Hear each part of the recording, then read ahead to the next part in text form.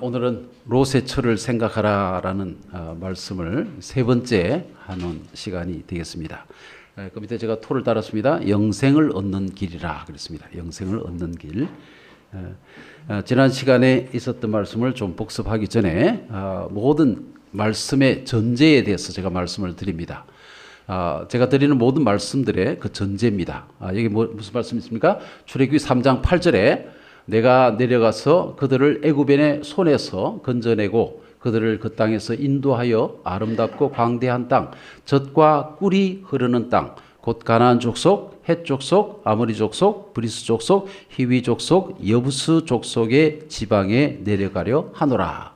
자, 이게 빨간 글씨가 있습니다. 내가 내려가서 라는 말을 했습니다. 하나님께서는 우리를 구원하시는 데 있어서 그분께서 이루시겠다는 그런 말씀을 주셨습니다. 내가 내려가서 너희를 인도하겠다는 그런 말씀을 주셨습니다. 자, 또 하나.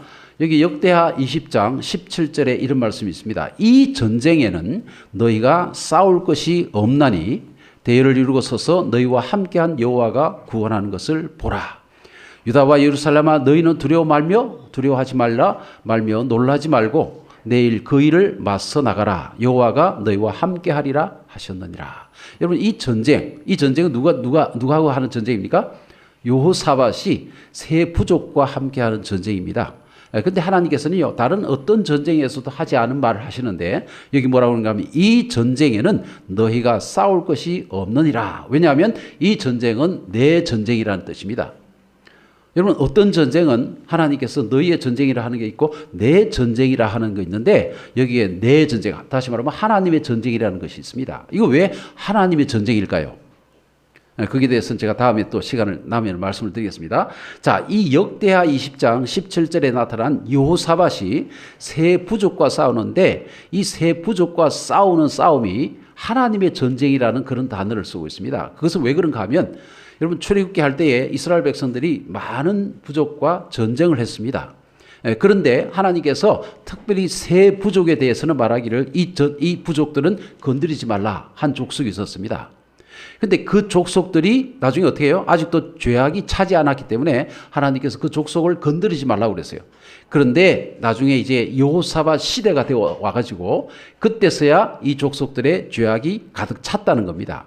그래서 하나님께서 여호사밧 시대에 이 세 족속을 이제 멸망시키는데 뭐라고 그러는가 하면, 이 전쟁은 너희 전쟁이 아니고 내 전쟁이라는 거예요. 여러분 보세요. 이스라엘 백성들이 출애굽을 해서 가나안에 들어가는 그 모든 여정은 우리의 구원의 여정이라고 그랬죠. 근데 그 구원의 여정은요, 하나님께서 인도하신다는 거기에 전제가 있는 겁니다. 이 모든 과정을 하나님께서 인도하시는 겁니다. 예. 그런데 그 전쟁 중에 뭐가 있었습니까? 예, 그 주변에 있는 가나안 족속들을 멸망시키는 그러한 일이 있었는데, 그 중에 세 족속을 하나님께서는 아직도 그들이 죄악이 차지 않았기 때문에 남겨두셨다는 겁니다. 그런데 이제 와서 여호사밧 시대에 와가지고 그 족속들이 죄악이 찼는데, 이제 하나님께서 그 족속을 멸망시키는데, 이 전쟁은 내 전쟁이라 하는 그 이유는 뭔가 하면, 바로 이 우리를 구속하시는 역사, 애굽에서부터 가나안에 들어가는 그 역사 속에 포함되는 것이기 때문에, 그 모든 과정은 하나님께서 이루셔야 하기 때문에 이 전쟁은 너희 전쟁이 아니고 내 전쟁이라고 그렇게 표현하는 것입니다. 여러분, 제가 말씀드리지만 우리를 구원하는 표상이 있다고 그랬죠. 그것은 바로 애굽에서 출애굽을 시키고 이스라엘 백성들이 광야의 생활을 걷고 그 다음에 가나안에 들어가는 그것이 바로 우리의 구원의 여정이라고 말씀을 드렸습니다. 근데 그 여정 가운데 하나님께서 그 모든 것을 인도하신다는 그 말씀을 하고 있는 겁니다. 근데 그곳에 있는 전쟁 중에 하나를 하나님께서 미루어 놓으셨는데, 나중에 여호사밧 시대에 와가지고 그 전쟁을 하게 되는데 뭐라고 그런가 하면, 이것은 그때 해야 할 나의 전쟁이니 너희를 구속하는 일은 내가 전적으로 하는데 그때에 속한 전쟁이기 때문에 내가 한다 라고 하면서 너희는 뭐하라? 서서 구경만 하라 라는 이상한 그런 주문을 하시는 것을 우리가 보게 되는 것입니다. 자, 여기서 말씀을 드리는 건 뭔가 하면, 여러분, 제가 이 구원의 과정에 대해서 쭉 얘기하지 않습니까? 상당히 여러분에게 더 많은, 하여튼 이 구원의 과정이 이렇게 복잡하구나 하는 것을 말씀을 드립니다. 그런데 중요한 것은 뭔가 하면, 이 엄청난 구원의 과정을 하나님께서 이루신다는 겁니다. 그럼 여러분 마음에 염려하지 마시기 바랍니다. 제가 아무리 구원의 과정이 이렇게 복잡합니다 해도 이 모든 과정을 하나님께서 이루어 주시는구나 라고 믿으시기 바랍니다. 예, 구원은 하나님께 속한 것이지 우리가 아무리 노력해도 그게 아닙니다. 하나님께서 적절한 때에 우리를 회개케 하실 것이고 적절한 때에 우리를 죽이실 것이고 우리를 변화시킬 것이고 우리를 가나안으로 인도하실 것이다. 이게 하나님께서 하시는 일이라는 겁니다. 그래서 제가 지금까지 좀 부담을 드렸는데 여러분 이 말씀을 통해서 부담을 내려놓으시고 하나님께서 이 구원이라는 게 그렇게 간단한 게 아니구나. 이렇게 복잡하고 정말 어려운 일인데 이 모든 것을 하나님께서 이루어 주시는구나 하고 하나님께 모든 것을 맡기고 이 말씀을 들으시게 되길 바랍니다. 자, 제가 첫날에 의인인지 보는 시험이 있다고 말씀을 드렸습니다. 기억나시죠? 롯의 처에 대해서 얘기를 하면서 잠깐 복습을 하면요. 자, 롯의 처를 어떻게 했습니까? 예. 롯의 처를 이렇게 우리가 아는 대로 소돔성이 멸망할 때에 소돔성에서 롯의 가족을 내보냅니다. 롯의 가족을 내보낼 때에 반드시 우리가 기억해야 할 것은요. 사단이 있다는 것입니다. 사단이 이 소돔성을 악하게 만들어가지고 어떻게 해요? 소돔성이 멸망하게 된 사실이에요. 소돔성이 멸망해야 되는데 거기에 살고 있던 롯의 가족을 하나님께서 뭐라고 합니까? 그 가족은 의인들이다라고 얘기를 한 겁니다. 여러분 우리가 하나님을 믿으면요. 하나님께서는 무조건 우리에게 의인이라고 여겨주십니다. 예. 어쨌든 간에 우리가 침례를 받고 하나님 백성 되면요. 무조건 의인이라고 여겨주시는 겁니다. 그런데 그런 의인으로 여겨주신 백성들이 지금 소돔성 안에 같이 살고 있는 겁니다. 그런데 하나님께서 이 성이 너무나 악하기 때문에 소돔성을 멸망시켜야 되는데 그때 이 의인으로 여겨준 그 사람들이 거기에 있으니 어떻게 해요? 함께 멸망시킬 수 있습니까? 없습니까? 없어요. 왜? 창세기 18장 23절에 보면 뭐라고요? 아브라함에게 하나님께서 얘기를 하세요. 아브라함이 물었죠. 하나님, 의인과 악인이 함께 죽으면 됩니까? 안 됩니까? 그랬더니 하나님께서 의인은 악인이 죽을 때 함께 죽지 않는다 그랬어요. 반드시 건져낸다고 그랬어요. 그 말씀에 따라서 지금 소돔성이 멸망하는데 거기서 누굴 끄집어내요? 의인으로 여김을 받은 롯의 가족을 나가라라고 한 거예요. 나가는 겁니다. 그런데 중요한 건 뭔가 하면 사단이 아무리 봐도 말이죠. 아무리 봐도 이 롯의 가족들이 진짜 의인 같지가 않아요. 왜냐하면 그 부인이 어떻게 해요? 세상 재물을 사랑하고 그래서 시험을 하자는 겁니다. 내가 아무리 봐도 사단이 말입니다. 아무리 봐도 이 사람들은 의인이 아닌 것 같습니다. 시험을 해봐요. 그랬더니 뭐라고 그럽니까? 그래, 시험을 해보자. 그래서 시험을 하는데 그 시험이 뭐였습니까? 뒤를 돌아보지 마라. 도망을 가되 어떻게 하라? 뒤를 돌아보지 말라. 뒤를 돌아보면 뭐가 된다? 죽는다 이거. 왜? 의인이 아닌 것이 판단될 것이고 악인으로 판단되어서 죽을 것이다. 그래서 롯의 처에게 뭐합니까? 시험이 주어졌는데 그 시험의 성격이 뭡니까? 의인인지 아닌지 보는 시험이 있다는 겁니다. 아셨죠? 자, 소돔 성뿐만 아니라 여리고 성도 그렇고요. 라합이 의인인지 아닌지, 왜? 여리고 성이 멸망해야 되는데 이 사람이 왜 살아야 됩니까? 하는 그 시험을 하기 위해서 뭐라고 합니까? 붉은 줄을 창문에 달고 그 집 안에 머무르라 하는 것이 그들에게 시험이었습니다. 그 시험은 라합이 과연 이 여리고 성이 멸망하는데 거기서 살아남아야 할 이유가 뭡니까? 그때 하나님께서 그들은 의인이다라고 얘기했어요. 그랬더니 의인이지 그럼 시험을 해봅시다 한 것이 바로 집안에 있고 나오지 말라 하는 그러한 시험이 있었다는 거예요. 자, 그 다음에 예루살렘 때도 마찬가지죠. 노아 홍수 때도 마찬가지죠. 제가 설명을 드렸습니다. 그 다음에 세상 끝에도 마찬가지입니다. 세상 끝에는요, 짐승의 표를 가지고 우리를 시험합니다. 뭐라고요? 이 사람들이 세상이 멸망해야 되는데 왜 이 사람들은 살아야 합니까? 그랬더니 하나님께서 이 사람들은 하나님을 믿는 백성이요, 의인이기 때문에 살아야 된다. 그랬더니 뭐라고 해요? 사단이 아무리 봐도 이 사람들이 진짜 의인인지 확인을 해봐야겠습니다. 그래서 어떡합니까? 확인해보자. 시험을 해보자 이겁니다. 그래서 뭐예요? 여기 보니까 짐승의 표를 받지 않는지 그것을 시험해보자. 그래서 짐승의 표를 받는 것 이것은요, 마지막에 살아서 구원을 받을 사람들이 진짜 의인인지 아닌지를 구별하는 시험이 되는 것입니다. 예. 그래서요, 이 의인인지 아닌지를 보는 시험이 반드시 있다는 것을 여러분 기억하시기 바랍니다. 우리 개인은 누구든지 다 뭐예요? 의인인지 아닌지. 하늘나라 가는 모든 사람들은 의인인지 아닌지 시험을 보게 된다는 것을 분명하게 말씀을 드렸습니다. 자, 그 다음에 둘째 날에는 제가 의인인가 악인인가 하는 것에 대해서 말씀을 드렸죠. 자, 그러면 우리는 의인인가 악인인가 이거예요. 여러분, 하나님을 믿으면 의인입니까 악인입니까? 의인인데, 그런데 하나님을 믿으면서 여전히 죄를 짓죠? 의인입니까 악인입니까? 진짜 의인은 아닌 것 같죠? 그런 사람을 뭐라고 한다고요? 그런 사람을 의인으로 여겨진 사람이라 그렇게 얘기합니다. 창세기 15장 6절에 나오고요. 로마서 4장 4절에 나오고 그 다음에 또 어디에요? 갈라디아 3장에 보면 그 얘기가 나옵니다. 하나님께서 우리가 하나님을 믿으면 그 믿음을 우리에게 의로 여겨주신다. 그래서 우리는 의인으로 여김을 받습니다. 그런데 사단이 뭐라고 그래요? 진짜 의인인지 시험하자는 거예요. 그게 의인인지 보는 시험이라는 겁니다. 자, 하나님께서는 우리를 의인으로 여겨주셨습니다. 그래서 우리는 의인이다 라고 하는데 보니까 죄를 짓더라 이겁니다. 그러니까 진짜 죄인은 아니더라? 그래서 어떻게 해? 그러면 악인인가 의인인가 봤더니 악인도 아니고 의인도 아니에요. 지금 우리는. 어떤 상태입니까? 의인으로 여겨준 상태라 라고 그렇게 말씀합니다. 여러분, 아담이 처음에 하나님께서 창조하셨을 때 아담이 의인입니까? 악인입니까? 의인이죠. 그런데 진짜 의인입니까? 아닙니까? 영혼이 살았습니까? 죽었습니까? 네. 그 시험을 봤죠? 어떤 시험을 봤습니까? 선악을 알게 하는 나무를 먹지 말라. 이게 시험이었습니다. 그런데 시험에서 어떻게 됐어요? 떨어졌어요. 떨어져서. 그게 뭐예요? 그러니까 의인, 다시 말하면 우리가 볼 때 아담은 처음 만들어졌을 때 완전한 의인인가 봤더니 그게 아니고 의인으로 여겨진 자로 하나님께서 만드신 겁니다. 그리고 어떻게 했어요? 앞에 시험을 두시고 시험을 네가 통과하면 완전한 의인으로 영원히 살 것이다. 이렇게 하신 것입니다. 그렇죠? 근데 그는 시험에서 떨어졌고 우리와 같은 죄인이 되어버린 겁니다. 그래서 구원의 문제가 생겼죠? 아직 영생의 문제는 그 앞에 있고 말입니다. 이렇게 됐단 말입니다. 자, 그러니까 우리가 지금 우리의 위치는 의인인지 우리는 의인이 아니다. 의인인가 봤더니 의인인데 나중에 보니까 죄를 짓더라 이겁니다. 그래서 악인인가? 악인도 아니더라. 그럼 뭐냐? 의인으로 여겨진 바 된 사람이다 라고 그렇게 말씀했습니다.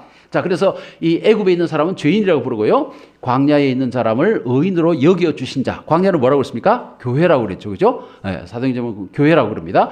자, 그리고 가나안에 들어간 사람은 의인이다. 그랬습니다. 그래서 이 땅에서 우리는 의인이 되어야 한다고 말씀을 드렸습니다. 예. 기억하시기 바랍니다. 자, 이것이 이제 2시간에 걸쳐서 말씀을 드린 것이고요. 이거 말입니다. 짐승의 표를 이마에 받는 것은 악인이라고 그러고, 롯은 하나님의 인을 받은 자, 롯의 처는 뭘 받았을까요? 여러분, 요한계시록 14장에 보면 세천사 기별이 나오죠? 거기에 짐승의 표를 받는 그 나오죠? 자, 그런데 짐승의 표를 이마에 받은 사람은 악인들입니다. 악인들이 이마에 받았어요. 사상적으로 이 사람들은 짐승의 표를 받은 사람들. 그 다음에 하나님의 백성들은 하나님의 인을 받은 사람들이죠.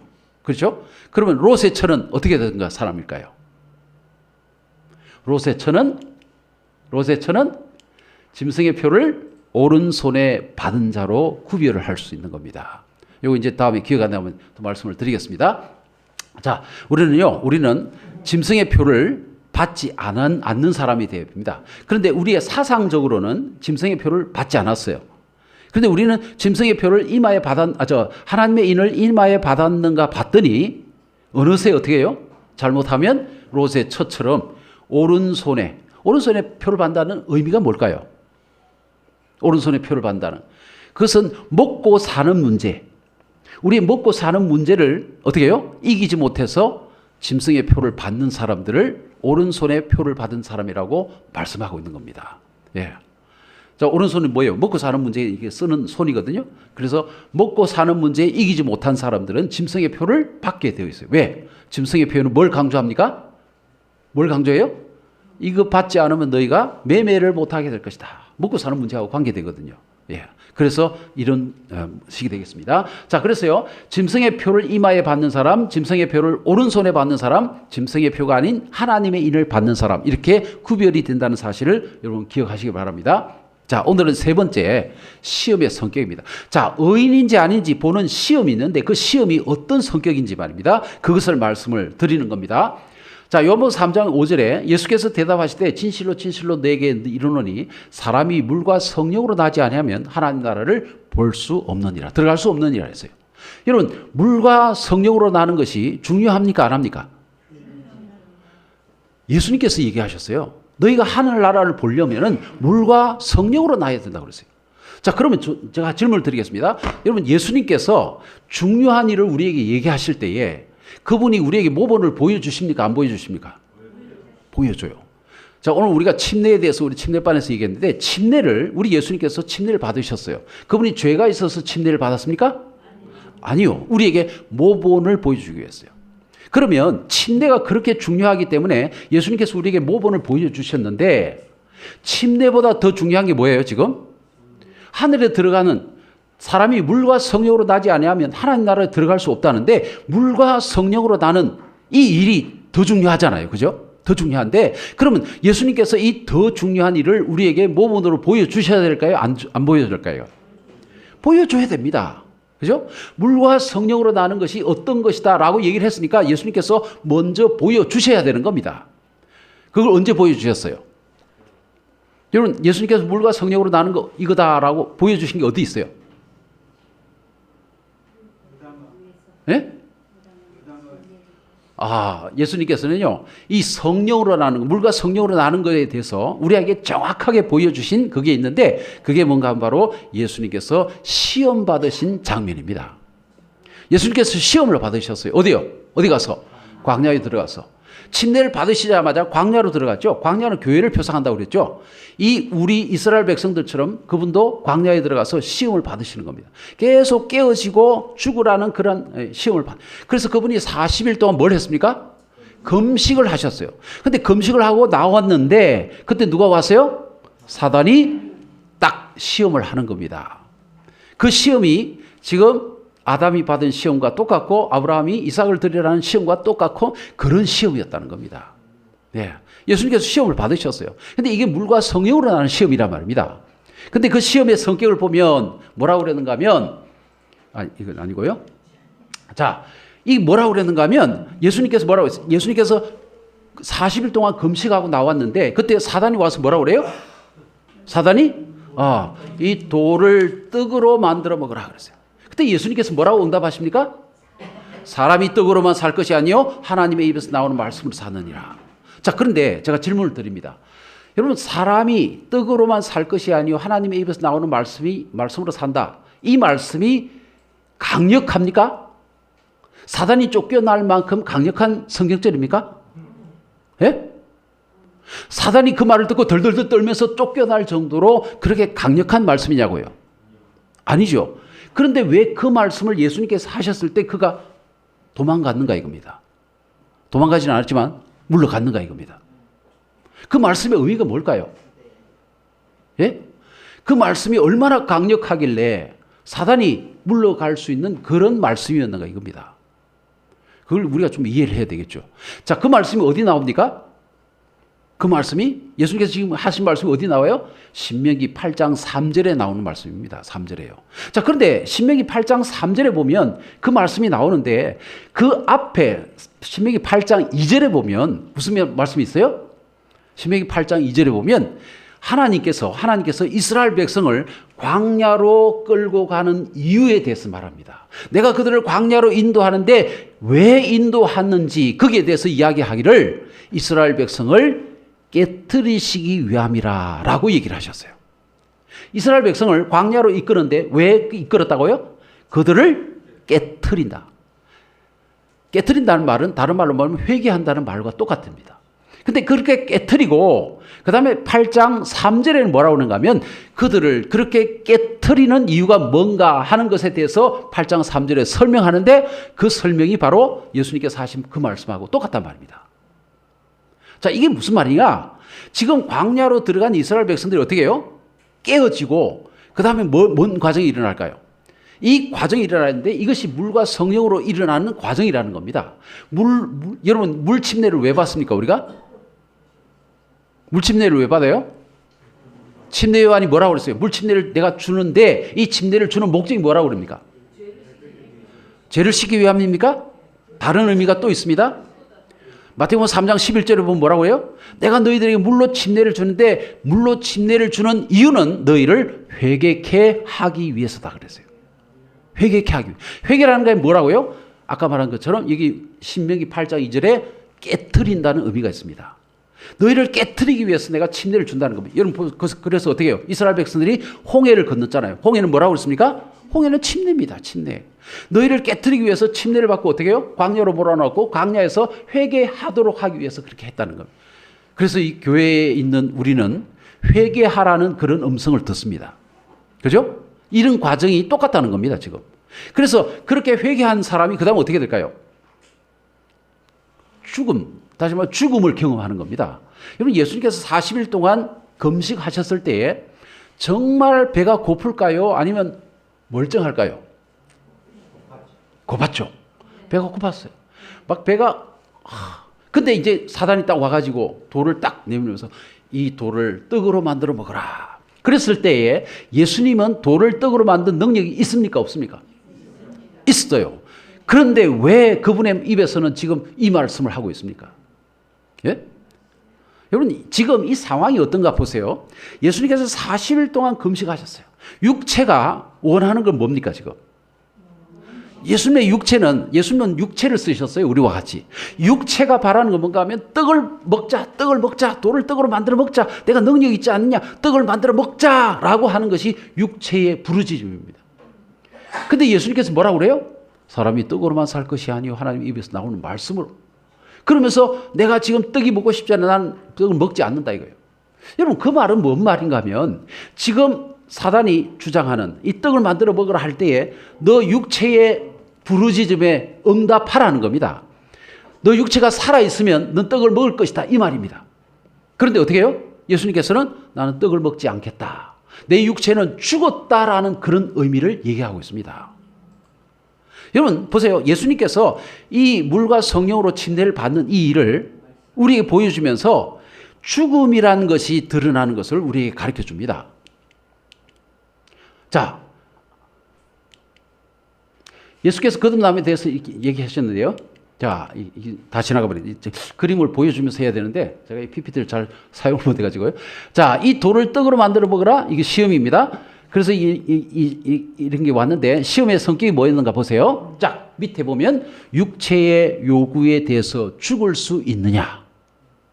네가 육체가 지금 바라는 게 뭐예요? 떡을 만들어 먹자. 아, 너무 배가 고프다. 그러는데 그 요구에 대해서 너가 죽을 수 있느냐. 그걸 보는 게 바로 예수님의 시험의 성격이었다는 겁니다. 이해하셨습니까? 자, 그래서 이게 죽음이라는 게 들어갑니다. 자, 그러면 다른 것도 그래요. 여리고 성에 집을 나오지 말라라고 했는데 제가 설명을 드렸죠. 여러분 그게 왜 7일 동안 13바퀴를 돈 이유가 뭐라고요? 이스라엘 백성들이 왜 그게 7일 동안 13바퀴를 돌았습니까? 7일 동안에 이 라합은 어떻게 해요? 집 안에서 들어가지고 가만히 앉아 있어야 됩니다.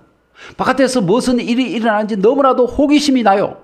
바깥에서 군인들이 와 소리 지르고 막 하다가 또 조용해지고 또 소리치다 그 다음 날 또 소리치다가 또 조용해지고 7번이나 그랬어요. 6일 동안 그랬어요. 그래서 그것이 일어날 때마다 궁금해가지고 바깥에서 도대체 무슨 일이 있나가 나가 볼 수가 없어요. 왜? 나가면 죽는다고 그랬으니까. 그러니까 지금 이 라합에게 시험이 뭐예요? 이 여인의 마음에 호기심이 일어나는데 와 바깥에 뭐가 일이 어떻게 됐지? 일이 어떻게 돌아가지? 라고 호기심이 잔뜩 일어나는데 나가지 못하게 돼 있는 거예요. 뭘 지금 보고 있습니까? 그가 호기심에 대해서 죽었는가를 보는 겁니다. 지금. 그 여인이 만약에 호기심에 대해서 죽지 않았다면 어떻게 해요? 뛰쳐나가서 전쟁이 어떻게 되는지 보게 되는 겁니다. 그러면 어떻게 돼요? 그는 아직도 죽지 않고 살아있는 사람이 되는 거죠. 그러면 의인이 아니다라는 그런 판결이 나게 되는 겁니다. 예. 그래서 이 시험의 성격은 죽었는가 살았는가를 보는 시험이라는 거예요. 자, 그 다음에 보세요. 롯의 처도 마찬가지입니다. 뒤를 돌아보지 말라 그랬는데 어떻게 해요? 안 돌아볼 수 있습니까? 여기 뭐가 있다고요? 소돔 성안에 누가 있었어요? 딸들이 둘이나 있었어요. 정혼한 딸들이 거기에서 어떻게 해요? 그날 밤에 죽어가는 겁니다. 유황불이 떨어지고 어떻게 해요? 거기서 타 죽어가는데 그 딸을 두고 가는 엄마의 심정은 돌아볼 수밖에 없었는데, 근데 하나님께서 돌아보지 말라고 그랬어요. 돌아보면 어떻게 돼요? 악인이 있다 이거예요. 그래서 그 시험의 성격은 뭐예요? 너가 자녀에 대하여 죽었는가? 라는 것이 시험의 성격이었다는 거예요. 자, 그 다음에 보세요. 예수님께서 우리에게 말하기를 너희가 나를 따르려면 부모나 처자를 버리지 않으면, 너의 자식들을 버리지 않으면 나를 쫓을 수가 없다라고 얘기했어요. 여러분, 근데 여러분 하나님 믿으면서 처자를 버렸습니까? 부모를 버렸습니까? 안 버렸습니까? 버리고 나온 사람이 있습니까? 그렇습니다. 여러분, 이 말이 뭐예요? 예수님 믿음 부모를 버리라는 얘기는, 이 말은 무슨 말입니까? 여러분, 제가 설명드렸죠. 우리 아버지가 작년에 돌아가셨는데, 아버지가 돌아가시면 자녀들 뭐라고 그래요? 아버지가 우리를 버리고 갔다라고 얘기를 해요. 우리나라 말이 그렇습니다. 버리고 갔어요. 우리를 버리고 그분 가셨어요. 버린다는 말은 죽는다는 말입니다. 죽는다는 말. 그래서 이게 뭐예요? 자녀에 대하여 자녀를 버리고 갈 수 있는가? 이것을 보는 겁니다. 그래서 롯의 처는 자녀에 대하여 죽었는가 봤더니 자녀에 대해서 죽지 못했어요. 그래서 소금 기둥이 된 것이고, 롯은 어떻게 했어요? 자녀에 대해서 죽었기 때문에 계속 도망갈 수 있어서 의인으로 판명이 됐다는 것을 얘기하는 겁니다. 예수님께서 너희가 나를 따르려면 부모나 처자를 버려야 된다는 말은 뭔가 하면 부모나 처자에 대해서 너희가 죽어야 된다는 그 말을 하고 있는 겁니다. 버리라는 게 아니고요. 죽어야 된다는 것을 얘기하고 있다는 거죠. 그러니까 어떤 것보다도 예수님을 더 사랑해야 된다는 그런 의미가 되겠죠. 자, 부자법관에 대해서 우리가 알죠? 예수님께 와서 뭐예요? 내가 영생을 얻기 위해서 뭐 해야 됩니까? 그랬더니 내가 가진 것을 팔아서 가난한 자들이 주라. 이 사람에게는요, 가장 큰 마음의 시험이 뭔가 하면 이 재물이었습니다. 그랬더니 뭐라고 그래요? 그걸 어떻게 내가 다 팔지? 하고 어떻게 해요? 하면서 놀래가지고, 슬피 하면서 집으로 돌아가 버렸어요. 그 사람에게 주어진 시험이 뭐였어요? 너가 재물에 대해서 죽을 수 있느냐. 여러분, 이 이야기를 듣고 난 다음에, 그 다음에 삭개오 얘기가 누가복음 18장에 나오는 얘기인데 19장에 보면 삭개오 얘기가 나와요. 여러분, 삭개오 부자입니까? 가난한 자입니까? 삭개오는 굉장한 부자였습니다. 그런데 그 부자가 말입니다. 삭개오가 그러면 나는 어떡하지? 예수님의 소문이 들리니까 말입니다. 뭐라고 그랬어요? 예수님께서 부자가 하늘에 들어가는 것이 낙타가 바늘기 들어가는 것보다 어렵다라고 하니까 이 삭개오가 그 이야기를 듣고 근심을 하게 됩니다. 그 이야기가 나오는데 다음에 제가 말씀을 드리겠습니다. 삭개오 부자가 어떻게 구원받는지 그것도 제가 말씀을 드리겠습니다. 자, 어쨌든 여기 지금 이 성격은 뭔가 하면 전부 다 뭐예요? 재물에 대해서 죽었느냐? 그 다음에 시므이라는 사람도 그렇고요. 자, 그렇게 해서 이게 죽음이라는 것이 바로 이 시험의 성격인데, 어제 저녁에 우리 집사님이 이런 질문을 하셔가지고 제가 다시 한번 짚고 넘어갑니다. 집사님, 최 집사님, 왜 구리뱀을 쳐다보면 나을까요? 하는 질문을 저에게 주셨습니다. 어제 주셨죠? 예. 그래서 제가 이제 간단하게 설명을 드렸는데, 왜 뱀을 쳐다보면 그렇게 낫지? 여러분, 뱀이 구원의 표상입니까? 아닙니까? 뱀이 구원의 표상입니까? 뱀은 어떤 존재라고요? 사단입니다. 사단, 마귀, 거짓말하는 자, 우리를 속이는 자, 용이요. 완전히 하나님과 반대되는 편인데 왜 뱀을 세워놓고 이걸 쳐다보면 낫는다 했는가? 이거예요. 예? 자, 이거에 대해서 뭐라고 그런가 하면 구리뱀을 달기 전에도 그 구리뱀이 예수님을 표상했을까요? 그때는 뱀은 무슨 존재라고요? 사단이라는 존재였습니다. 그런데 왜 사단의 징조를 달아놓고 그걸 쳐다보면 낫게 되는가? 이 말씀을 드렸거든요. 자, 여기에 뭐가 있어요? 죽음이라는 게 들어갑니다. 야, 뱀에 물린 사람들은 지금 어떤 상태입니까? 죽어가는 거예요. 그들이 불평을 했거든요. 하나님 앞에 막 불평했거든요. 그래서 뱀이 와서 물었고 이제 죽어가는 거예요. 사단이 뭐라 할까요? 이 사람들은 불평을 한 사람들이 아니냐고. 에? 그러니 죽어야 된다. 그래서 죽어가는 거예요 지금. 그런데 하나님께서 뭐예요? 지팡이를 딱 세우면서 이 뱀을 보는 사람은 살 것이다. 이게 시험일까요? 아닙니까? 여러분, 뱀을 쳐다보는 거 그게 나을까? 이게 그들에게 시험이 된 겁니다. 여러분, 그 시험이 무슨 시험이라고요? 의인인지 아닌지 보는 시험이 된 겁니다. 예? 그냥 평범한 시험이 아닙니다. 이 사람들이 정말 의인이면 병이 나을 것이고 의인이 아니면 그대로 죽을 거라 이거예요. 그래서 사단이 조건을 건 겁니다. 이 사람들이 불평하다가 뱀에 물리지 않았습니까? 그러니까 죽어야 되죠? 죽어야 된다 이거예요. 그러나 이 가운데 하나님의 백성이 있으면 어떻게 하자? 시험해보자는 겁니다. 그래서 어떻게 해요? 불뱀을 만들어 놓고 뱀을 만들어 놓고 그걸 쳐다보면 낫겠다. 그 당시에 상식을 가진 사람들은 전부 다 뱀이라는 존재는 하나님이 아니라 마귀라고 알고 있는 겁니다. 그걸 쳐다보고는 구원을 얻을 수 없다라고 하는 것이 그들의 상식이었습니다. 상식. 그런데 그 상식을 죽일 수 있느냐? 그 상식을 죽이고 쳐다볼 수 있느냐? 이게 바로 불뱀을 달아놓은 이유가 된다는 것입니다. 이해가셨습니까? 이해가죠? 이거 전혀 딴 얘기가 아닙니다. 이거는 의인인지 아닌지 보는 시험이 거기 있다는 겁니다. 이거 외에는요, 그게 설명이 안 됩니다.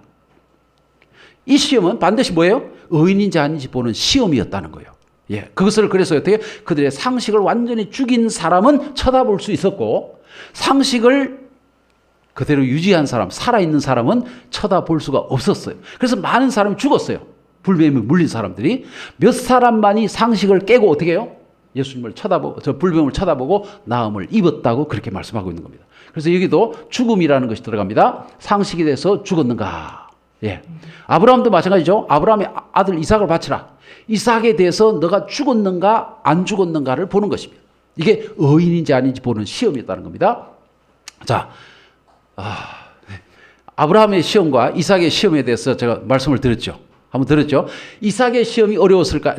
아브라함의 시험이 어려웠을까요? 아담의 시험이 어려웠을까요? 아브라함은 이삭을 바치라는 시험이었고 아담은 선악과를 먹지 말라는 시험이었어요. 어떤 시험이 더 어렵습니까? 왜 똑같죠?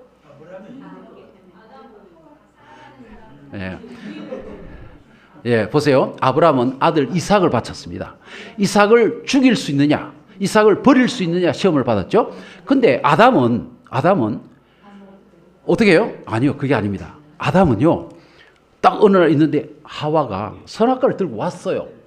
선악과를 들고 와서 여보 이거 먹어 그러는 거예요. 딱 보니까 뭐예요? 선악과예요, 선악과. 저걸 먹으면 어떻게 된다? 죽는다. 근데 당신 이거 먹었어 안 먹었어? 나는 이미 먹었다 이거예요. 나 이미 먹었으니 어떻게 하자? 같이 먹자는 겁니다. 지금 내가 지금 죽었어요. 하와는 지금 어떤 상태예요? 죽은 상태입니다. 그럼 아담의 입장에서 보면 뭐예요? 내가 이것을 먹으면 같이 죽을 것인데 이 여인을 버리지 않는 것이 되죠. 그러나 내가 이것을 안 먹으면 이 여인을 죽고 나는 이 여인을 버린 것이 되는 겁니다. 그러니까 어떻게 해요? 아담의 시험과 아브라함의 시험이 똑같은 이유가 뭔가 하면 아담은 이 하와를 너무나 사랑했어요. 그 당시 여인이 한 명밖에 없었으니까 그 여인을 죽도록 사랑할 수밖에 없죠. 그죠? 그래서 죽도록 사랑했는데 그 여인을 버릴 수 있느냐? 이것이 시험이었습니다. 예? 아브라함도 똑같죠?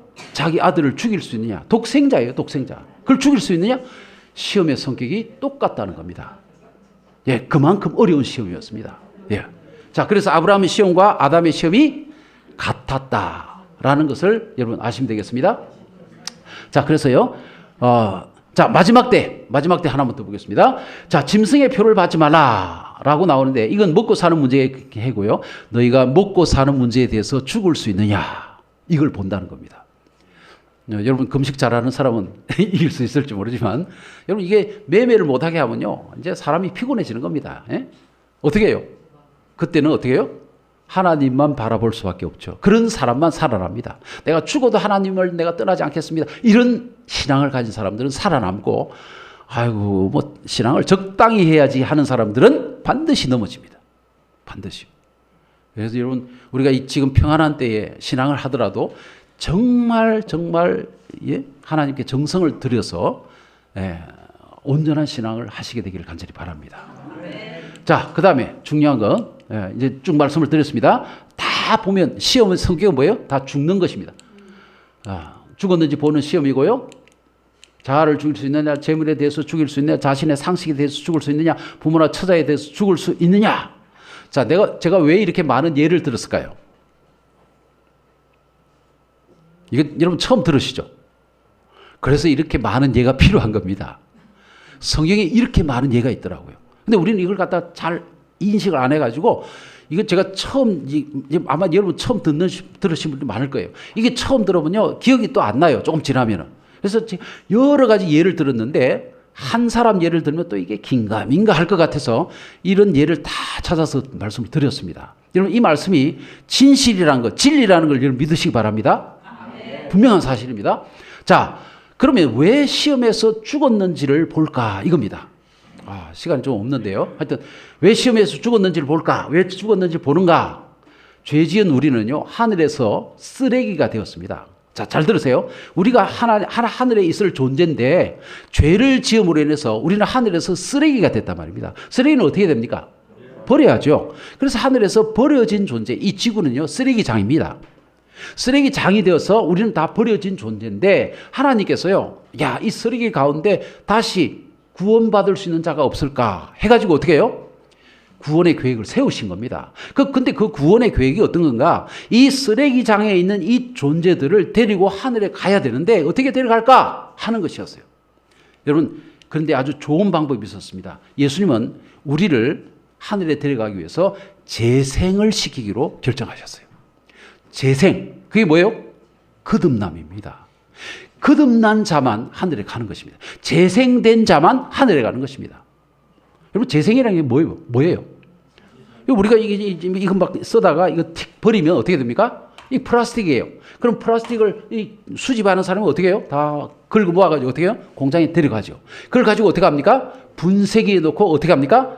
가루로 만듭니다. 가루로 만들어가지고 어떻게 해요? 완전히 가루로 만들어요. 그걸 깨트린다라고 해요. 그걸 회개라고 합니다. 여러분, 회개는요 그냥 죄에서 돌이키는 그 정도가 아니고 회개는 깨어진다는 뜻을 가지고 있어요. 굉장히 가루로 깨어지는 겁니다. 그렇게 깨어진 가루는 어디로 됩니까? 그 다음에 용에게 집어넣어가지고 완전히 물로 만듭니다. 그걸 죽음이라고 합니다. 그래서 깨어짐과 죽음이 거기 있어야만 그 다음에 뭐가 있어요? 변형이 일어납니다. 변형. 그 다음에 뭐예요? 예, 보세요. 재생이 거듭납니다. 이 재생의 과정 잠깐만 씁니다. 페트병의 재생 과정입니다. 보세요. 이게 유튜브에 이런 게 나오더라고요. 분쇄가 있습니다. 분쇄가 있어요. 아주 깨트린단 말입니다. 그 다음에 저기 용융이라고 하는 거 합출 해가 나오죠. 고온으로 완전히 죽이는 겁니다. 완전히 녹여요. 자, 그 다음에 어떻게 해요? 새로운 재료가 되는데 그걸 갖다가 변화라 합니다. 저걸 뭐라고 그래요? 페트병을 가루 만들면 저게 뭡니까? 산업의 쌀이라고 그러죠. 나프타. 그죠? 여러분, 요새 막 지금 중동 지역이 막 지금 혼란이 일어나니까 지금 뭐가 부족하다고요? 석유가 부족해가지고 나프타가 어떻게 해요? 부족해가지고 우리나라에 나프타를 많이 수출했는데 수출 못하도록 지금 막는다고 하잖아요. 산업의 쌀이라고 그럽니다.